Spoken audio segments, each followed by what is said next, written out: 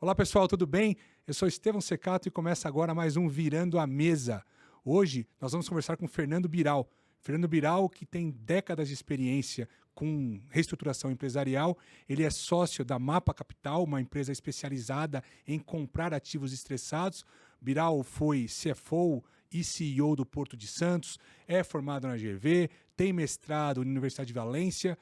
É um baita de um profissional aí que veio aqui para nos dar um pouco da sua experiência. Biral, muito obrigado pela sua presença. Obrigado a você, Estevão, pelo convite. É uma honra estar aqui para a gente poder falar um pouco mais sobre alguns casos de reestruturação e o que a gente aprendeu ao longo aí de quase 30 anos aí de experiência, né, nesse mercado. Então, vamos lá já começar com o caso, né, Biral? Como é de praxe aí.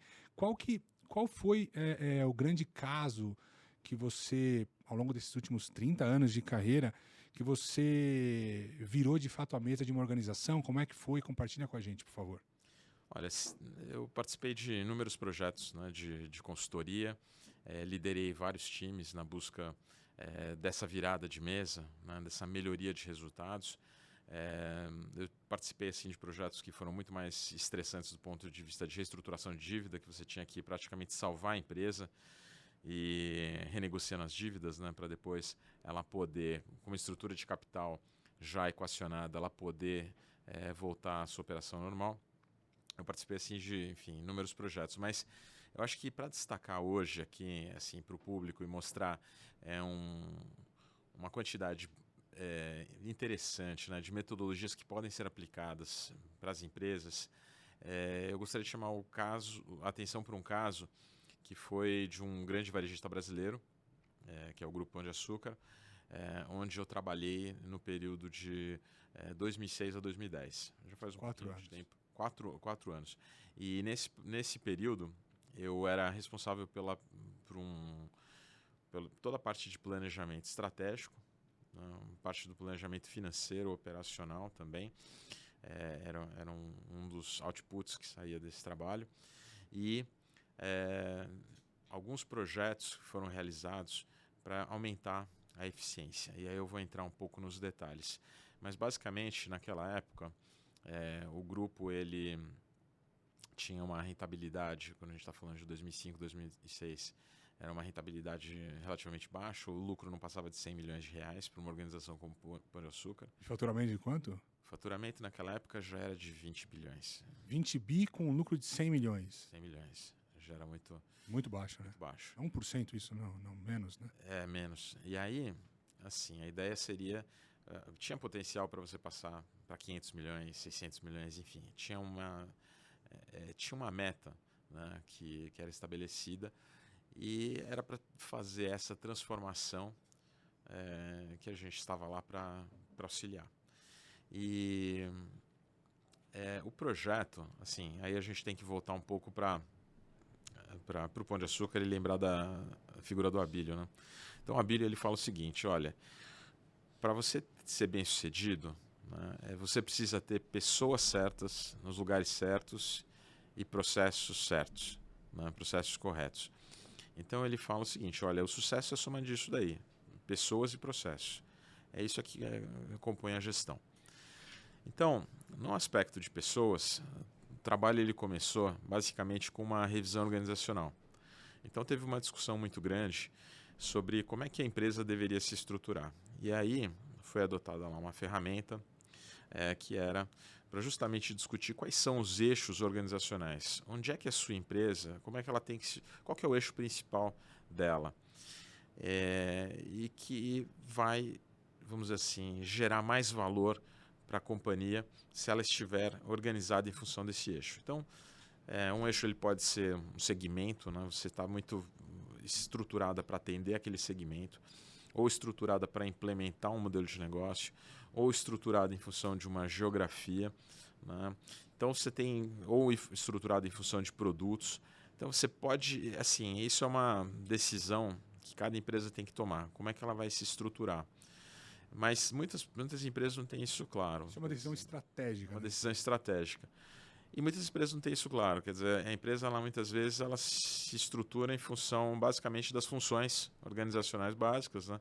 Então, está lá em operações, tem finanças, tem a parte, né, administrativa e financeira, tem a parte de recursos humanos, né? Tem marketing, comunicação em alguns casos. E então, muitas empresas elas se organizam assim, de uma forma mais tradicional, mas lá não estava funcionando. Então, qual que é o eixo de atuação? E aí foi feita uma combinação, que é até muito interessante, pegando o eixo dos modelos de negócio. Então você tinha ali o modelo, por exemplo, que estava surgindo, o atacarejo, um modelo, né, de supermercados, hipermercados, e se combinou também com uma questão de geografia. Né? Por quê? Porque, assim, quando você começa a atuar numa praça, por mais que você tenha um modelo bem sucedido, né?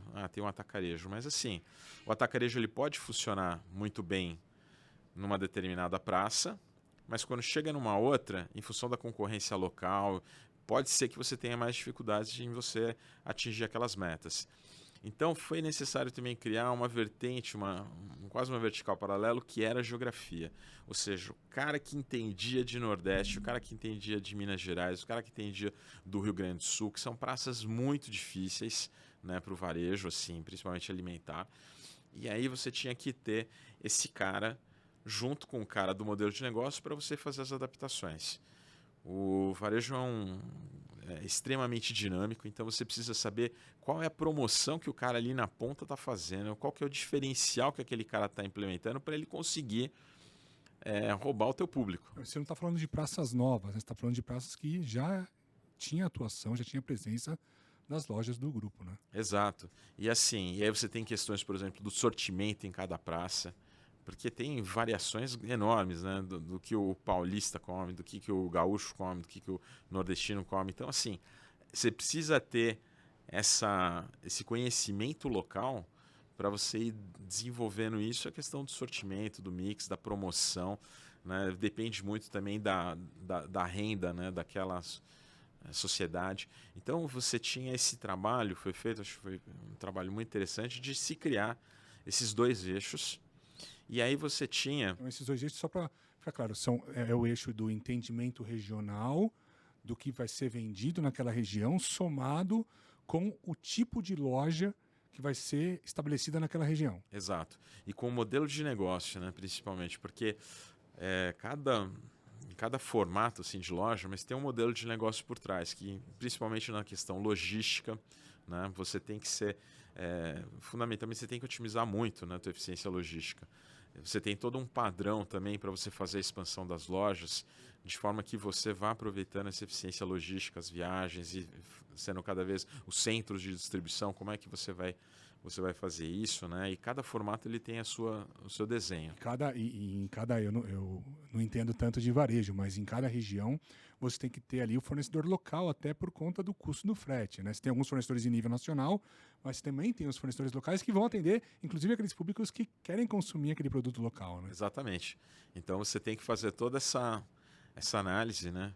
E aí é que entra depois a segunda parte, né? Quer dizer, você tem os eixos organizacionais, mas depois você tem na estrutura os macroprocessos, que aí vai se parecer mais com uma questão funcional, mas assim, você pode criar, por exemplo, um macroprocesso comercial, que assim, como é que eu compro, e aí entra nessa questão, os fornecedores nacionais, os fornecedores locais, como é que eu compro, como é que eu faço a estrutura de compra, como é que eu vendo, porque eu tenho que comprar e vender bem, garantir uma determinada margem para depois pagar todo o custo fixo que eu tenho, né, o custo da operação das lojas, o custo fixo, etc. E aí depois você tem, por exemplo, um outro macro processo de operações, para você padronizar as operações para cada um dos formatos. Você tem um macro processo financeiro, administração do capital de giro, etc. E você tem um macro processo de recursos humanos, enfim, alguns macro processos que vão sendo estabelecidos e que vão cruzando essas verticais. É uma matriz de decisão ali, né? Exato. E aí, quer dizer, esse daí teve um primeiro desenho, né, que era fundamentalmente em busca do seguinte conceito: lugares certos, né? Então, pessoas certas, lugares certos, processos certos. Então, você tinha aí os lugares certos. Como é que a gente vai criar a estrutura, né, que vai receber? Aí depois tinha que encaixar as pessoas certas. Aí entra o RH. Aí o RH, enfim, Estevão, até a gente teve a oportunidade de trabalhar juntos, né, mas tem várias ferramentas para você justamente fazer o perfil, né, daquela posição e você também fazer o perfil dos candidatos. E você identificar quais são os perfis mais adequados, né, para preencher aquelas vagas. Então isso é fundamental. Se você não tiver essa análise, você vai colocar uma pessoa errada no lugar errado, não vai funcionar. E você usava que perfil? Qual ferramenta que você usava para fazer isso? Olha, tem várias consultorias que trabalham aí com ferramentas de definição, por exemplo, da identificação da personalidade, e aí faz um perfil para aquela vaga. Então, por exemplo, vendedores. Vendedores eles têm que ser mais impacientes, mais orientados para resultado, né, com perfil negocial. Então, você precisa encontrar, né, pessoas que tenham esse tipo de personalidade. Então, basicamente com esse tipo de ferramenta que foi feita aí a seleção, né? Aí você tem 2, 3 métodos aí para identificação de personalidade, para identificação desses traços comportamentais que vão fazer com que você inicie ali uma procura e depois aí no processo de entrevista você vai identificando, né, quem é que possui isso. Mas não é um processo fácil, né? Você fazer essa seleção. E aí, em paralelo também, começa um trabalho também de eficiência da organização. E aí tem umas ferramentas também bem interessantes aí que foram aplicadas, né? Na época, uma delas foi o Span of Control. Então, assim, assim, em português seria uma amplitude de controle, né? Então, você faz uma análise para você ver o seguinte, olha, na média, quantos reports diretos, né, quantos subordinados diretos cada gestor possui. E a ideia é você começar a identificar o seguinte, que tipo de organização que eu estou construindo? Eu estou construindo uma organização que ela é muito vertical, né? Então, assim, tem um presidente, depois um vice-presidente, depois um diretor executivo, depois um diretor, depois um gerente geral, depois um gerente, depois um superintendente e assim por diante. Pode ser um negócio muito... E aí quando você cria uma organização muito vertical...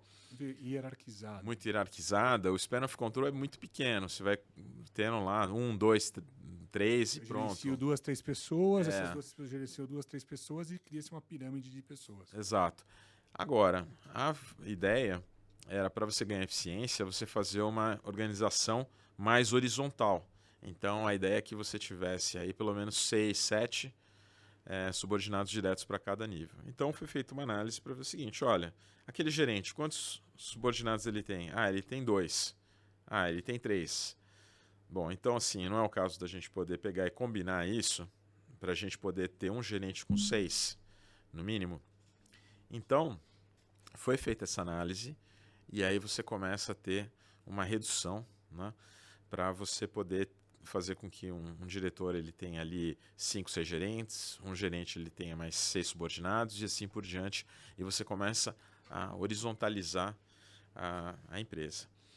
E isso é fundamental para você ter eficiência e para você, vamos dizer assim, reduzir, né, o custo da sua folha de pagamento. Uhum. E quando a gente analisava a folha de pagamento, a gente também utilizava uma outra ferramenta que era uma pirâmide salarial. Então a gente construía ali uma pirâmide salarial para cada um dos níveis, né? E começava a avaliar o seguinte, olha, os gerentes, qual que é a remuneração total dos gerentes, né? Todos os gerentes, quantos eles custam, mas o gerente, quanto que ele custa individualmente versus o mercado, né? E a ideia ali era nem muito de buscar economia, mas assim, você vê quais eram os casos em que você estava atrás do mercado. Porque assim, a premissa era, como é que você vai ter boas pessoas se você pagar menos que o mercado?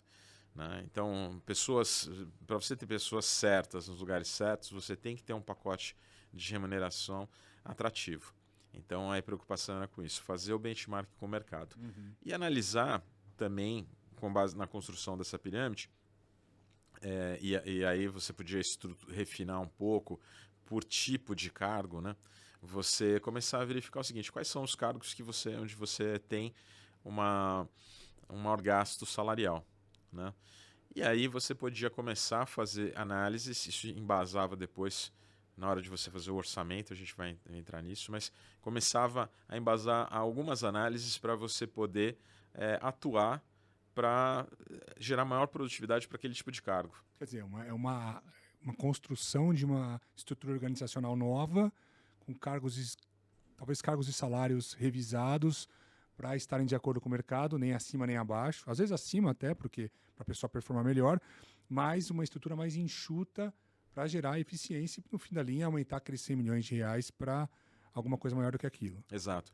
E aí, quando você olhava para vários assim, cargos, por exemplo, você vai pegar no supermercado, você tem o caixa, tá certo? Então, você olhava para o caixa individualmente pequeno, aí você olhava assim, mas esse caixa ele ganha quanto? Ah, ele está ganhando um pouco a mais que o mercado. Ah, legal, então a gente está atraindo os melhores caixas, tá joia. Mas assim, quando eu olho para o agregado, eu preciso de todos esses caixas, porque isso daí está representando percentualmente na minha folha uma grande quantidade.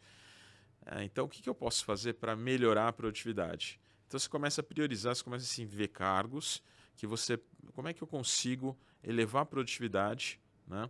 E sem pensar em corte, mas assim, tudo bem, depois eu vou ter novas lojas. Como é que eu faço para ir utilizando menos caixas? Vocês chegaram a pensar em automação nessa época? Desde essa época eu já tinha projetos, né? Eles já tinham projetos de automação. Tinha um conceito de inovação também bastante forte ali no grupo. Tinha uma loja do futuro que foi inaugurada nessa época lá no Iguatemi, que já era assim a ideia de você ter a ideia era você colocar até o produto no carrinho e você já ir tendo a leitura desse produto, né? E quando você chegar no caixa já estava lido, você poderia passar rapidamente. Então já tinham algumas ideias de automação. Mas a gente está vendo que hoje o movimento está aumentando cada vez mais. Né? Hoje, assim, depois de 15 anos aí, hoje a gente já vai nos supermercados, agora a gente já está vendo os totens de atendimento que estão funcionando e que já está reduzindo bastante. A novidade, ela demora um pouco para pegar, né? A não ser que ela seja forçada, que nem foi no caso da pandemia, com a teleconferência e tal, mas fora isso, ela tem a curva dela ali que tem que ser respeitada, né? Não dá para você também ir automatizando tudo se a população não muda o hábito, né? Ele quer passar no caixa, né? Então tem muito totem que a população ainda não usa. Exato. Né? Eles passam no caixa mesmo. E quando você vai fazer a compra ali mais básica, você vai no totem, mas quando você tem às vezes alguma dúvida, etc, quer consultar o preço de um produto, você vai para o caixa, né? Ainda. Mas é isso, mudança de hábito demora. A inovação, né? Por mais que eventualmente a tecnologia estivesse pronta naquela época, até você implementar, educar a população a usar, né? Não é fácil. Então, assim, tinham duas ferramentas assim bem interessantes aí que foram aplicadas. Essa do Span of Control, pirâmide de salários, essa revisão organizacional. E aí essa parte organizacional, ela foi meio que equacionada, né? Você tinha, obviamente, todas as questões estratégicas sendo discutidas, expansão, etc., mas a gente estava lá em busca de eficiência, principalmente. E aí entra um segundo elemento que é super importante, que é a questão do orçamento. Uhum. E aí eu acho que tem duas ferramentas também que são muito interessantes para o empreendedor, para o empresário, que eu acho que podem ser aplicadas, e que são fantásticas. Uma delas é o orçamento base zero.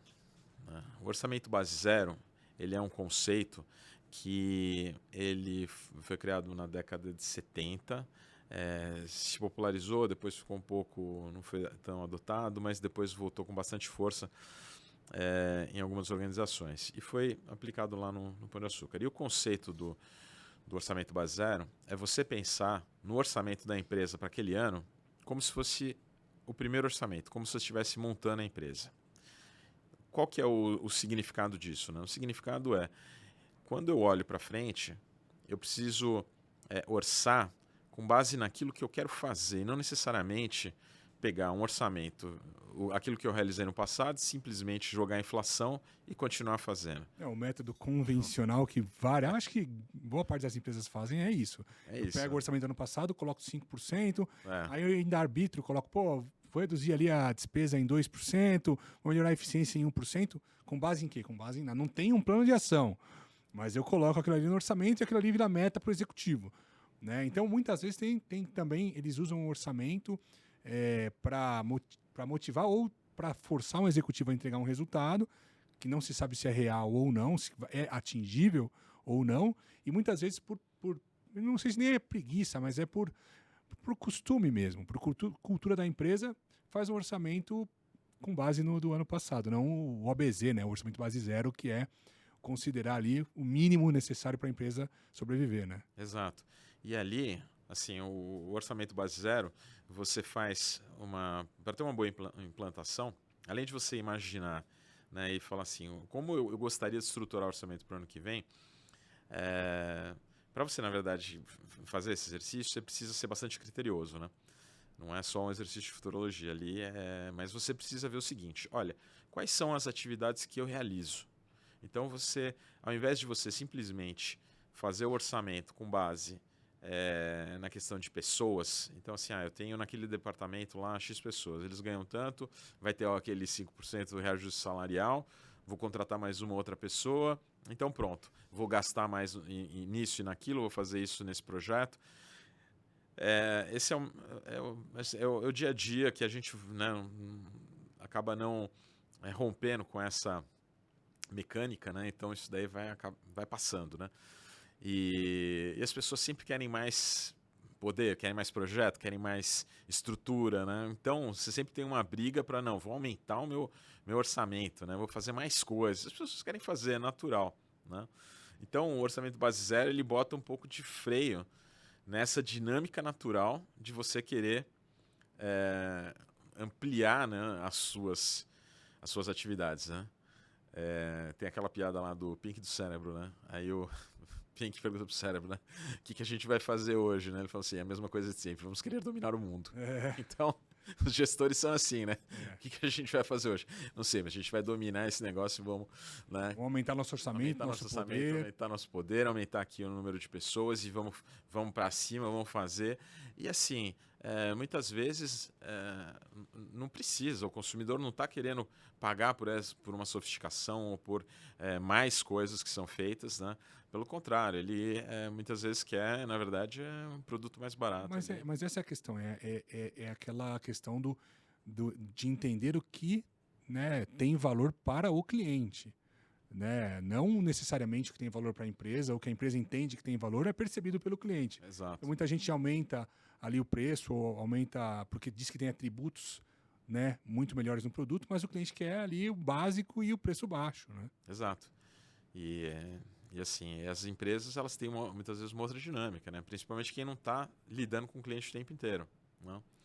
Então, no ABZ você faz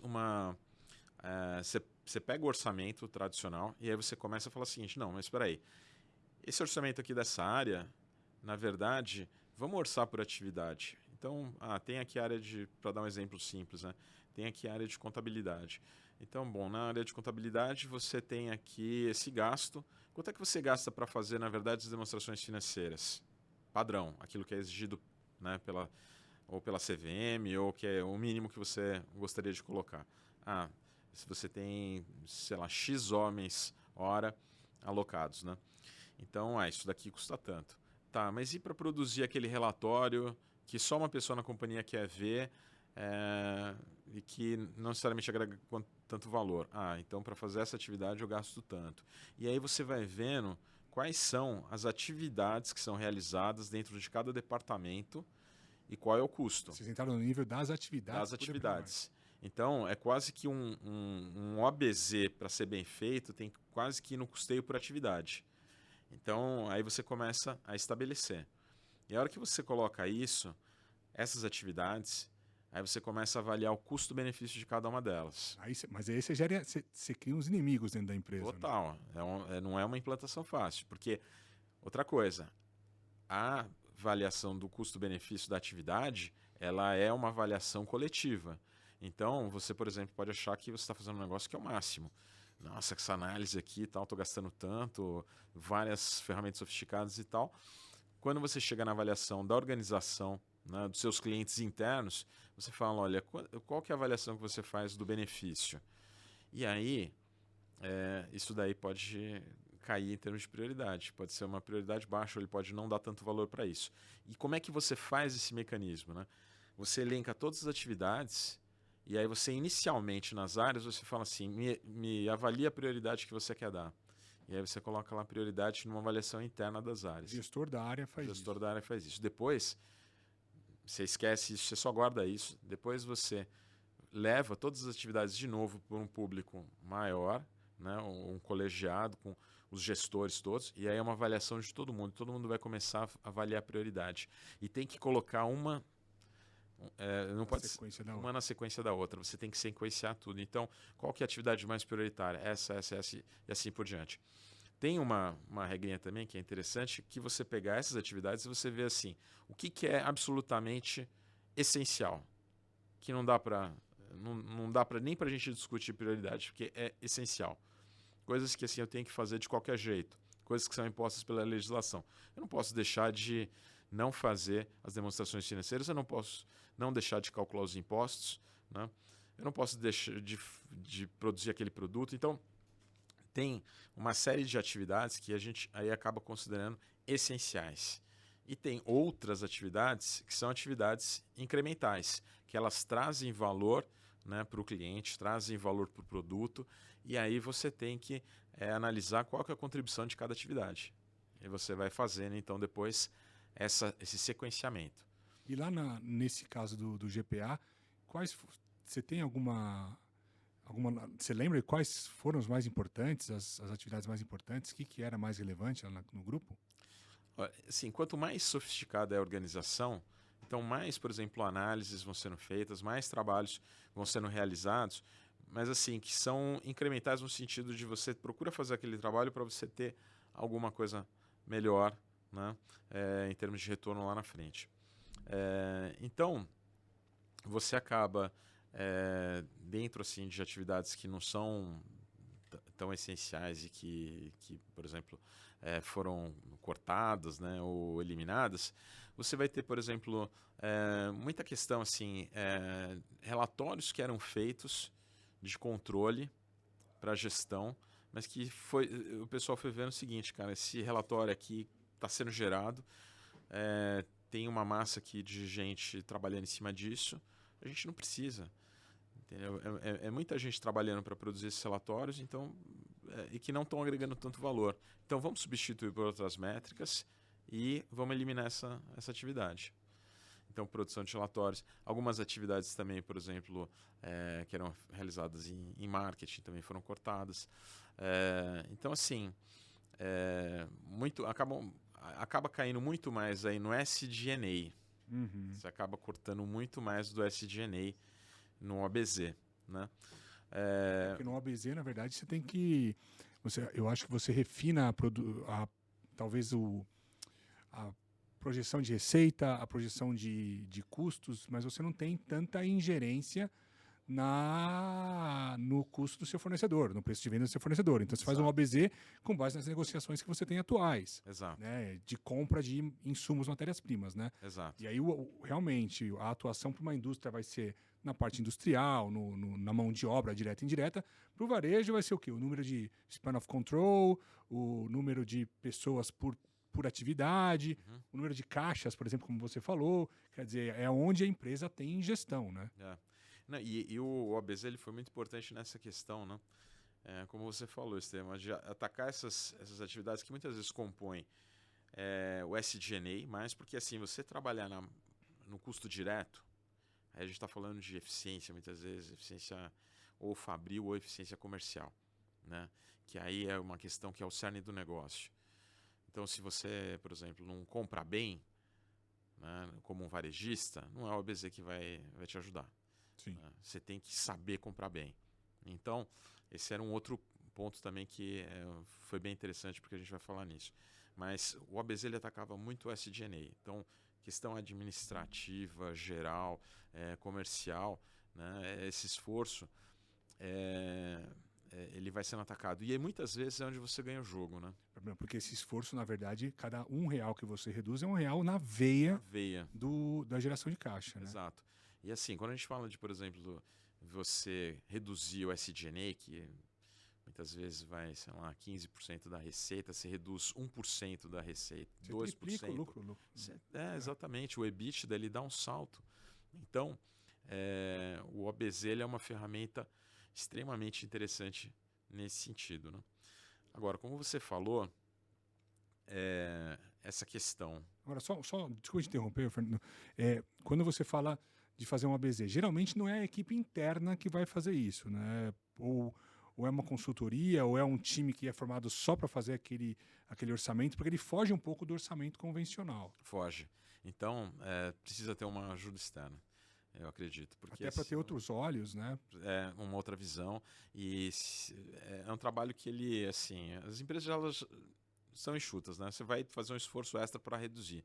Mas as pessoas que trabalham ali, elas estão fazendo orçamento dessa forma mais tradicional, que é muito mais simples, muito mais rápida e fácil. Então você precisa ter um outro olhar para você fazer esse custeio por atividade, para você poder fazer esse sequenciamento, ter essa discussão toda que não é fácil, né?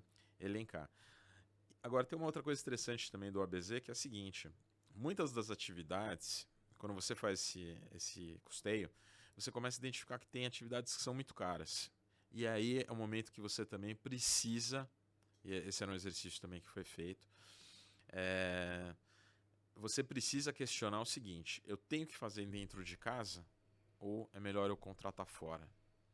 Porque aí você tem que fazer um benchmark e ver se a sua eficiência interna é igual, né, ao do externo. É o famoso make or buy, Make né? or buy. Então, o OBS ele te leva necessariamente a isso. Então, por exemplo, eu faço hoje o relatório hoje de sustentabilidade, faço com uma equipe. Tem uma equipe interna para fazer isso. Pô, mas quanto que custa se você fizer fora? Esse tipo de análise, make or buy, você tem que fazer o tempo inteiro. Então, Chegou a para essas pensar atividades. E para todas as atividades, na verdade, As né? atividades que forem possíveis de você fazer uma terceirização, você tem que colocar, obviamente, analisando o risco, né, de você terceirizar, porque não pode ser alguma coisa muito core que vai fazer um diferencial, etc. Mas se for uma questão que não implique em nenhum diferencial competitivo, vale muito a pena você partir para uma análise de terceirização, né? Até porque as empresas que são terceirizadas, elas são mais especializadas, elas podem trazer um conhecimento que você não tem. Você não precisa saber tudo, né, na sua empresa, você precisa focar no core, e que é justamente trazer uma margem bruta o mais elevada possível, né? Uma coisa que, só um parênteses, no projeto que eu participei, na verdade, eu trabalhei na Atento por um tempo como Head Global de M&A. E aí uma das decisões era comprar operações de clientes nossos. Então, por exemplo, eu vou comprar lá, ou parceiros, ou qualquer um da nossa cadeia, mas eu comprei o call center da Unimed, Rio de Janeiro. Então, assim, quem faz call center com mais eficiência? Eu que tenho 90 mil posições ou um cara que tem 150, 200 posições? Eu, obviamente, vou ter mais eficiência, né? Então, dentro da minha casa, né, dentro da Atento, isso tinha um valor muito mais alto. Eu acho que é juntar aí você fazer um centro de serviço compartilhado ou vender para alguém que tem um centro de serviço compartilhado, que vai fazer mais barato de forma mais eficiente do que a empresa, né? Uhum, exatamente. É isso, né? Você tem muitas vezes empresas que podem trazer outras tecnologias, né, também dentro daquilo, sai um pouco da caixa, né? Você traz inovação com parceiros, né? Trabalhando com outras empresas que estão já pensando naquilo lá com um outro olhar, né? Um outro foco que não é o foco da empresa. Então, eu acho que esse conjunto aí de mais do que terceirizar, né, é trabalhar com parceiros que são melhores em determinadas áreas. E isso é importante. E então esse esforço foi feito também. Lá foram terceirizadas áreas. Não, sim, várias análises foram feitas nesse sentido e algumas atividades foram terceirizadas. E isso daí em outros projetos também nós aplicamos, também fizemos o ABZ também em outros grandes clientes e também teve bastante esse conceito, e essa foi uma das principais alavancas para a redução do valor gasto, né, com essas atividades. Você fala bastante em análise, né? Eu acho que isso falta muito, e é muito importante, mas falta bastante na maioria das empresas que entram em crise ou que precisam aí ter viradas mais bruscas, né? Porque as pessoas tomam decisão com base no feeling, né? Com base no sexto sentido do sócio, ou do fundador, ou dos executivos. Então, essa questão de fazer análise, eu acho extremamente importante, porque você toma decisão com base em dados, né? Não com base em achismos. É fundamental, né? O processo de tomada de decisão, se não tiver uma fundamentação, vai acabar levando para decisões erradas, que depois geram outras decisões erradas, e aí as consequências são desastrosas, né? E aí, só para fechar esse ciclo aí do orçamento base zero, teve uma outra ferramenta que foi trabalhada também, que é uma derivação, mas assim, tem vários conceitos relacionados a isso, mas assim, o conceito lá básico aplicado foi um orçamento matricial simples, mas assim, você pegar, tem várias contas nas empresas que elas são contas que não tem um dono fixo. Acaba entrando no orçamento e aí você fala, não, cada um cuida do seu, né? Mas no fundo você não tem um olhar global sobre aquela conta. Então, por exemplo, você pegar energia em várias empresas, né? Então, assim, você fala, não, o dono da fábrica é que vai pagar, ele que tem que baixar, eu vou cobrar dele. Aí tem várias fábricas espalhadas ou várias lojas. Então, cada um cuida meio que tem que cuidar do seu, mas assim, não tem um cara olhando isso daí de uma forma matricial, né, transversal.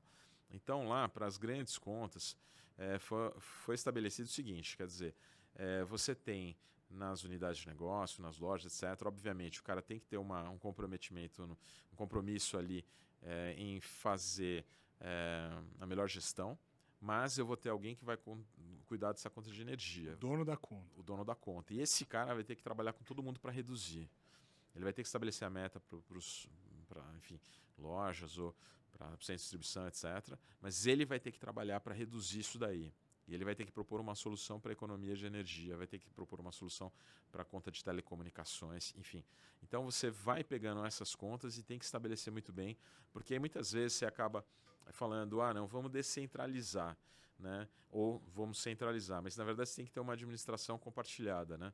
Uma gestão única, né? Mas também com responsabilidades descentralizadas para que as pessoas colaborem, para que você possa atingir um objetivo eventualmente de redução, né, da conta de energia, da conta de água, de telecom. Então, isso foi implantado também, mas não são só essas utilities, né? Tem outras que a gente pode... Locação, locação, relevante pra caramba. Exato, de equipamentos, etc. Então, isso foi também feito. Mas você colocou num ponto também, tocou num ponto aí bem interessante, Samuel, que é a questão assim, dos fornecedores, né?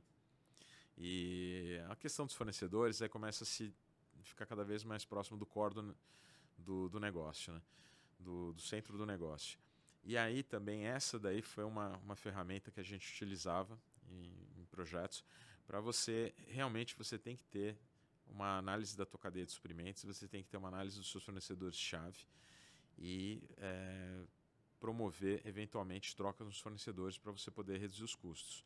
Não tem mágica, você tem que trabalhar em parceria, obviamente, né, com seus fornecedores para desenvolver soluções, tentar baratear, mas assim, se você não tiver uma concorrência, né, todo mundo acaba entrando na zona de conforto e você acaba não gerando, né, maior economia ao longo do tempo. Então, uma coisa que a gente também implantava era uma análise, né, de quais eram os fornecedores mais críticos, avaliar possibilidades de substituição, avaliar possibilidades de importação, né, nos produtos, para que você pudesse trazer algum diferencial no mercado.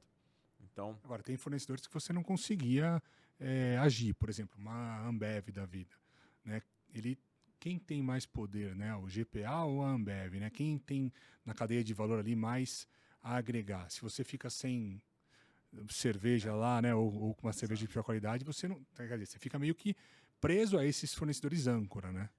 Você tem no caso do varejista, quase uma parceria que você tem que ter porque você está vendendo um produto da outra empresa, né? Então, você tem que fundamentalmente buscar o menor custo para o consumidor, mas você tem que atender o consumidor, né? Então, eu acho que essa é uma questão comercial até bem complexa que você colocou, de quem que tem mais força, né? Tem várias discussões sobre isso. Mas eu me refiro muito mais também, por exemplo, à questão dos fornecedores, que não são os fornecedores, no caso aí do varejo, dos produtos que vão ser vendidos, mas os fornecedores dos outros insumos, né? Então você tem ali... Tem o cara que faz o caixa, Exatamente. tem o cara que constrói a loja... Exatamente. Tem toda a parte das pessoas que servem o SG&A. Os SG&A, etc. Então, tudo isso era mais o foco, né? Eram compras indiretas. Compras indiretas. Agora, se fosse uma empresa industrial, aí eu acho que cabe realmente você trabalhar com essa metodologia, porque no final das contas você tem que tentar comprar a melhor matéria-prima pelo menor preço. Só que se você não tiver um programa, né, uma gestão estratégica de suprimentos e uma análise constante dos fornecedores, você não vai conseguir baratear o teu custo. Então, a área de suprimentos, ela também é um elemento vital aí para você tentar melhorar as margens no futuro. Né? Então, a gente falou das ferramentas ligadas à organização, nós falamos também das ferramentas ligadas à questão de orçamento, né, que são super importantes. Os fornecedores, né, eles são estratégicos aí para você poder fazer essa revisão. E aí eu acho que isso, com base nisso, né, você, no caso lá do Pão de Açúcar, os resultados começaram a aparecer. Mas tem um elemento também que acho que é extremamente importante, que foi adicionado ao longo do tempo, que é assim, tudo bem, você colocou as pessoas certas nos lugares certos e você acertou os processos, né? Viu quais são as atividades que precisam ser realizadas, começou a dar foco, vendo quem que faz, se aí você faz melhor internamente ou externamente, né? Começa a trabalhar matricialmente contas, né, que estavam ali com os custos escondidos, mas assim, o grande elemento que depois alinha tudo é a questão da remuneração. Né? Então, os funcionários eles começaram a ser motivados em função dos resultados, começaram a receber ali em função dos resultados. Então, você teve um alinhamento de incentivos que foi fundamental para que tudo isso começasse a permear a organização e a organização começasse a entregar. Né? Então, controle de custos, pessoal alinhado com as metas que foram colocadas, que recebiam por resultados e que no final, né, tinha que fazer com que na loja você tivesse uma ótima loja bem organizada e que atendesse bem o público e conseguisse promover as vendas. Esse elemento de você atrelar a remuneração aos resultados foi fundamental para você ter essa virada. Então, ao longo do tempo, saiu de menos de 100 milhões de resultado para 500 milhões, 600 milhões de resultado em 4 anos. Cara, em 4 anos, então, vocês multiplicaram por 7 a geração de lucro do grupo. Coincidiu assim, até chegando em 2010, assim, a ação bateu o recorde, né, naquela época de valorização. Aí teve também outros fatores que influenciaram nisso. O Pão de Açúcar ele começou a arrumar a casa, começou a dar certo, né? Todos esses esforços aí, eles começou a ter um ciclo virtuoso, né, de melhoria na rentabilidade de cada um dos formatos. O atacarejo começou a subir também bastante, né, a participação dele no faturamento. E depois tiveram algumas aquisições estratégicas que também elevaram ainda mais o valor da ação, mas a ação bateu um recorde. Mas os lucros, que é o principal, né, que dão a fundamentação para a subida da ação, também se multiplicaram aí por 5. Depois chegaram até 1 bilhão, alguns anos mais tarde. Né? Mas essa daí foi uma virada de mesa, né? Quase completa, né? Sim. Que aconteceu. Não, perfeito, Biral. E me fala uma coisa, eu gosto sempre de perguntar o seguinte, a gente tem muito empresário em dificuldade, né? E qual que é a sua recomendação? Você tem uma cartilha aí, quer virar a mesa, quer dar a volta por cima, qual que é o básico que a pessoa tem que começar a fazer ali, o empresário? Bom, tem uma... Assim, eu acho que a primeira coisa depende muito do estágio da crise. Teve uma outra ferramenta também que eu não comentei, mas que foi implantada no início, mas que é você ter um comitê de caixa. Né? Que é você ter ali um comitê formado por multidisciplinar, formado por várias pessoas, né? Envolvendo não só o pessoal de suprimentos, mas vários gestores. E qual que era a ideia? Era você analisar as compras de maior valor, primeiro, se elas estavam dentro da prioridade, alinhadas à prioridade da empresa. Se aquilo realmente tinha uma ligação com o plano estratégico ou não. Se aquilo lá representaria, por exemplo, uma atividade incremental, você vai fazer uma compra para quê? Quer dizer, implantar um projeto novo, uma nova... O que você vai fazer? Isso é incremental? Qual que vai ser o valor? Isso se paga? Se paga em quanto tempo? Então, esse comitê, ele tinha autonomia para ele questionar todas as compras. E ele também podia questionar, inclusive, também essa questão de essas compras, por exemplo, junto a esses fornecedores. Tudo bem, essa daqui a gente pode até aprovar, mas tem outras que a gente não vai aprovar porque assim você não fez a lição de casa, você não fez todas as cotações, ou você poderia ter ampliado o leque aí de possibilidades, né, de fornecedores. Então, esse comitê de caixa / compras, ele olhava para tudo isso e só liberava realmente as compras depois de uma análise mais minuciosa, as compras de grande vulto. E no caso do comitê de caixa, se começava a estabelecer uma disciplina maior em termos assim de olhar para quais eram os pagamentos que acabavam caindo e que não estavam previstos dentro de um planejamento, e a ideia era que realmente isso passasse a ser a exceção da exceção, né? Então, e eventualmente, se o caixa tivesse, enfim, passando por uma dificuldade, renegociar com alguns fornecedores para ganhar um pouco mais de tempo, né? Então, essa gestão isso abriu a possibilidade de você fazer uma gestão muito melhor do capital de giro, que eu acho que é outro ponto também que as empresas perdem muito. Quando a gente olha, por exemplo, a questão dos estoques, dos pedidos de compra, etc., tem muita gente que faz compra, deixa aquele produto no estoque para uma emergência e não vai usar aquilo lá nunca. Vai passar 1, 2 anos, 3 anos e o cara não vai ter utilizado porque ele fez um estoque de segurança maior do que precisava ou porque ele estimou que precisava ter aquilo lá. E assim, ficam anos assim parados ali os estoques em função disso. Eu conheço uma varejista que ela segurava o estoque no balanço para não ter prejuízo contábil, ou seja, eu não vou liquidar, e aí a hora que eu mostrar meu balanço vai ser, meu balanço está bonito com estoque alto, mas na verdade o estoque já está obsoleto, tem valor de 1/10 do que a empresa pagou aquele estoque, se ela fosse reconhecer, o EBITDA cairia alguns pontos percentuais. Empresa listada, o pessoal vê margem, né, price earnings ou EV/EBITDA, e aí a empresa então não liquidava estoque, isso prejudicava o fluxo de caixa do negócio. Exato. E é muito comum isso. Então, assim, quando a gente olha para as empresas, você vai olhar o capital de giro, muitas vezes está escondendo uma série de ineficiências ali. Então, assim, respondendo a tua pergunta, eu acho que para uma pessoa que esteja assistindo a gente que está entrando numa crise, eu acho que assim, sem querer sofisticar demais, falar assim, não, vamos renegociar todas as dívidas e tal, que sempre é complicado, é traumático você renegociar, né, com bancos, por exemplo, ou mesmo com os fornecedores, dependendo da negociação, é complexa.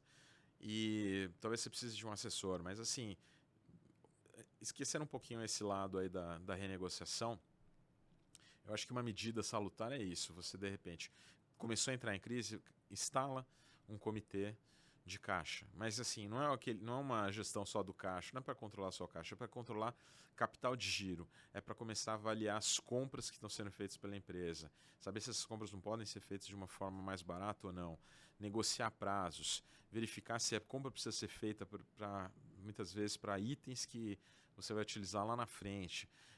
Tem que avaliar, obviamente, o risco disso, mas tem muito espaço para melhoria, para implantação de ferramentas estatísticas, etc. E você vai conseguir ali otimizar o caixa. Então, eu acho que é a primeira coisa. Isso é uma medida emergencial que pode ser adotada. Depois disso, aí eu acho que passa por um diagnóstico que tem que entender se a gestão da empresa é uma gestão eficiente, pessoas certas nos lugares certos, com os processos certos, se as atividades estão sendo feitas de forma eficiente. Ou, por último, quer dizer, você precisa também entender se o teu negócio, qual que é o posicionamento dele no mercado. Estrategicamente falando, quer dizer, você está bem posicionado no mercado? Você entrega um produto que tem algum diferencial ou não? Porque se você for um produto commodity, for alguma coisa que não tem um valor agregado, você vai ter que entrar na batalha do custo e aí você vai ter que reduzir os custos para poder ter alguma margem. Você vai ter que ser o mais eficiente e muitas vezes você não vai ter escala. Então, muitas vezes é melhor você tentar se diferenciar em alguma coisa para você tentar recompor um pouco mais de margem, né? E poder aí ter uma geração de caixa. Então, tem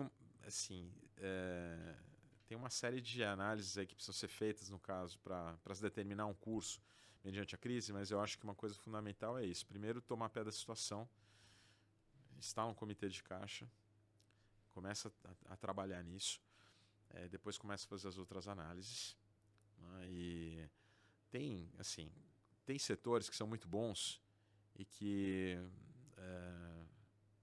você pode até encontrar empresas ruins, porque como o setor é muito bom, algumas empresas mal geridas, elas acabam tendo mais chance de recuperar. Então, facilita um pouco. Agora, tem empresas que são relativamente boas em setores ruins e o resultado acaba sendo ruim. Então, aí é um problema mais complexo, né? Mas se essa empresa que está em dificuldades, ela estiver num setor razoavelmente bem estruturado ali, que oferece a possibilidade, aí tem que fazer esse conjunto de análise, mas partir para ação imediata. Não dá para ficar esperando, né? Tem que ter ali um controle de caixa muito bom e começar a renegociar isso. Se isso não funcionar, porque, por exemplo, muitas vezes você vai ter uma estrutura de capital já totalmente comprometida, aí tem que passar por uma reestruturação de dívida mais profunda. E aí entrar em negociação com os bancos, entrar em negociação com os fornecedores, né, e pagar isso daí a longo prazo. Então seriam esses os passos aí. Beleza. Pô, obrigado, Biral. Obrigado pela sua presença. Pessoal, muito obrigado por nos assistirem e, mais uma vez, obrigado, Fernando. Voltamos a semana que vem com mais um Virando a Mesa. Um abraço e até breve.